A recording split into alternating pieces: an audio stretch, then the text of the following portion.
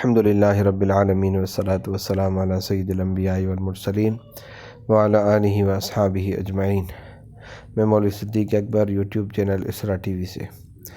حضرت شیخ محمد صدیق صاحب قدس اللہ سرہ العزیز، فرزند ششم و خلیفہ حضرت عروۃ الوثقی خواجہ محمد معصوم قدس اللہ سرہ العزیز،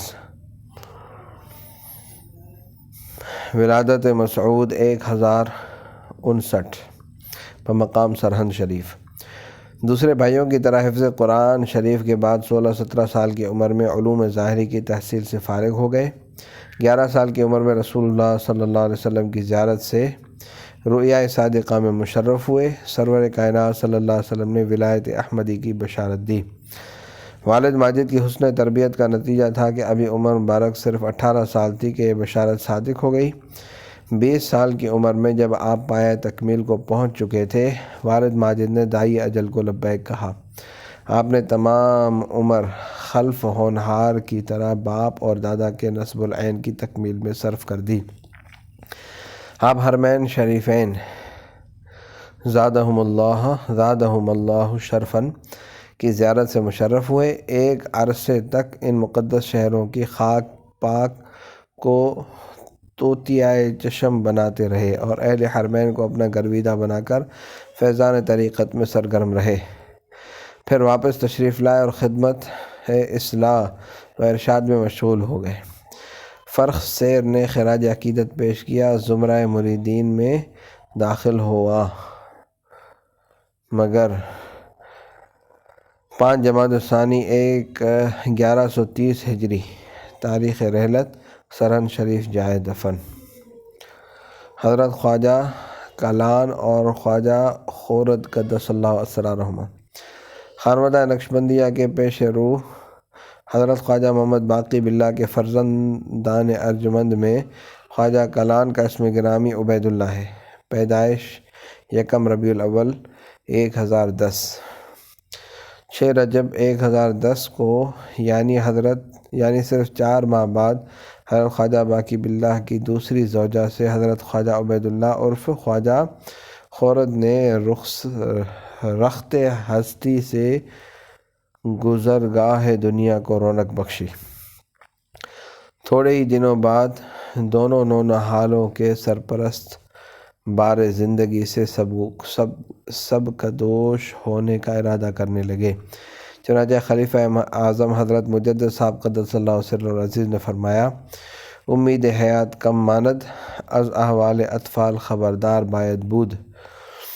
5 جمادی الاخر 1012 ہجری کو سلسلہ نقشبندیہ کے اس شجر طوبیٰ نے اپنی جگہ دوسروں کے حوالے کی۔ دونوں بچے مجدد الفسانی کی تربیت میں آئے، جن کو وہ ایک مرتبہ حضرت خواجہ کے حکم سے ان کی زندگی ہی میں توجہ دے چکے تھے۔ سن تمیز کو پہنچ کر دونوں صاحبزادوں نے فضائل سوری و معنوی کی دولت حاصل کی۔ خواجہ کلاں نے تذکرہ مشائخ تالیف فرمایا، جس میں تقریباً 1,00,000 بیت تھے، اور پھر 18 جمادی الاولیٰ 1074 ہجری کو بار تکلیف سے سبک بار ہو گئے۔ حضرت خواجہ خورد صورت و سیرت میں پدر بزرگوار سے پوری مشابہت رکھتے تھے، حافظ قرآن تھے، پوری مستعدی سے علوم نقلی و عقلی حاصل کیے، درس و تدریس میں مشغول رہے۔ حضرت مجدد صاحب کی کے آغوش عطوفت میں رہ کر خرقہ خلافت حاصل کیا، چند کتابوں کے حواشی مرتب فرمائے، اور پھر بڑے بھائی سے تقریباً 1 سال بعد والد صاحب کی وفات کی تاریخ یعنی 5 جمادی الاخری 1075 کو جام فنا نوش جاں فرمایا۔ شاہ عبدالرحیم صاحب فرماتے ہیں کہ حضرت خواجہ خورد نے آخر عمر میں مجھ سے فرمایا تھا کہ رشتہ فرزندی کا لحاظ کر کے مجھے حضرت خواجہ باقی باللہ کے مزار کے برابر نہ دفن کیا جائے، بلکہ اس جگہ دفن کیا جائے جہاں جوتے نکالے جاتے ہیں، میں اسی جگہ کے لائق ہوں۔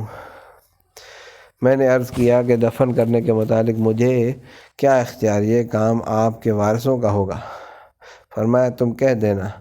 حضرت شاہ صاحب فرماتے ہیں کہ گفتم کے وصیت خواجہ این است، گوش نہ کردند۔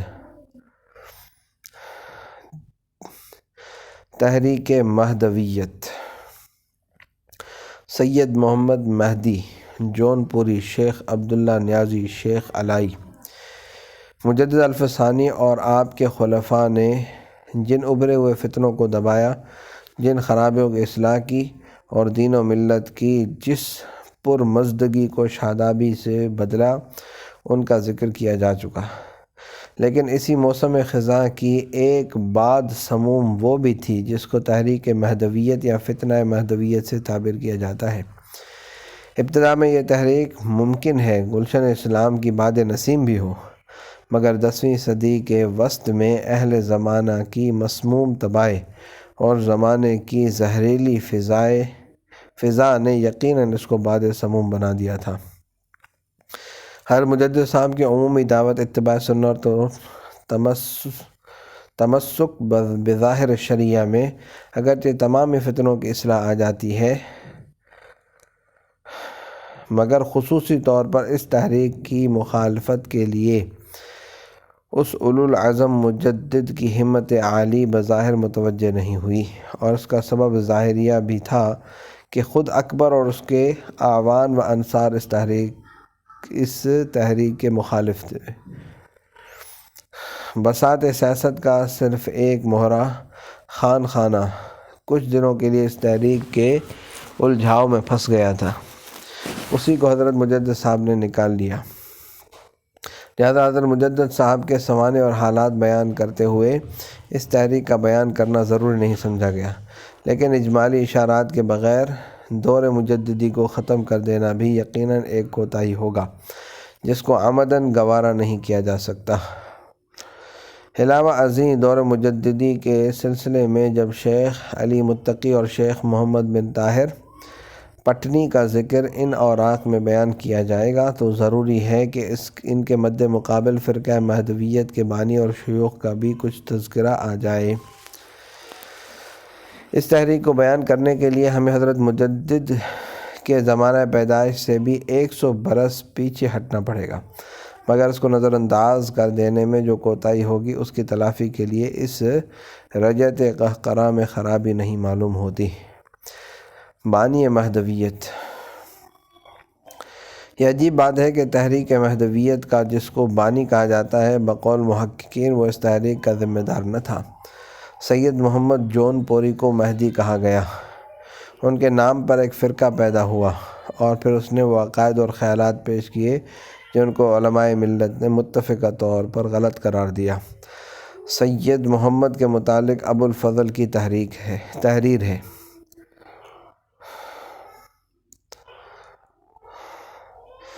دور حاضر کے علامہ فرید اور محقق وحید مولانا ابوالکلام آزاد اپنی مشہور تصنیف تذکرہ میں فرماتے ہیں، سید محمد جون پور کے رہنے والے تھے، 847 ہجری میں پیدا ہوئے۔ ان کے شدید مخالف بھی معترف ہیں کہ علوم رسمیہ کے ساتھ زہد و درویشی اور ورع و تقویٰ میں اپنا جواب نہیں رکھتے تھے۔ شیخ علی متقی جو سید کے معاصر اور سخت مخالف ہیں اور ان کے رد میں رسالہ لکھا ہے، تسلیم کرتے ہیں کہ ان کا ابتدائی عہد کمال زہد و تقشف اور استغراق و انہماک باطنی میں گزرا۔ 7 سال تک یہ حال رہا کہ پے در پہ روزے رکھتے اور تنہا ایک گوشے میں پڑے رہتے۔ اسی اثناء میں ان پر ایک سانحہ وارد ہوا اور معلوم ہوا کہ انت المہدی کی صدا آ رہی ہے۔ برسوں تک متعامل رہے اور جب پے در پہ یہی معاملہ پیش آیا تو اپنے مہدی ہونے کا اعلان کیا۔ 9ویں صدی کا وہ زمانہ جو اکبر سے پہلے گزرا، ہندوستان میں سخت بدامنی اور طوائف الملوکی کا زمانہ تھا۔ روز بادشاہتیں بنتی اور بگڑتی تھی اور کوئی مرکزی حکومت باقی نہیں رہی تھی جو احکام شرع کے قیام و اجرا کی ذمہ دار ہوتی۔ علماء حقانی بہت کم، علماء دنیا ہر طرف پھیلے ہوئے تھے۔ دنیا طلبی اور مکروہ زور کی گرم بازاری تھی، اور سب سے زیادہ کہ جاہل صوفیوں کی بدعات و منکرات نے ایک عالم کو گمراہ کر رکھا تھا۔ یہ حال دیکھ کر سید موصوف نے احیاء شریعت اور قیام امر بالمعروف کا غلغلہ بلند کیا کہ اب نہ کسی مجاہدے کی ضرورت ہے اور نہ ذکر و شغل کی۔ سب سے بڑا مجاہدہ یہی ہے کہ خلق اللہ کو سیدھی راہ پر لگاؤ اور احکام شریعہ کے قیام کی راہ میں اپنی جانیں تک لڑا دو۔ صلی اللہ تعالیٰ علی حبیبی سیدنا محمد وعلی آلہ وصحبہ اجمعین برحمتک یا ارحم الراحمین۔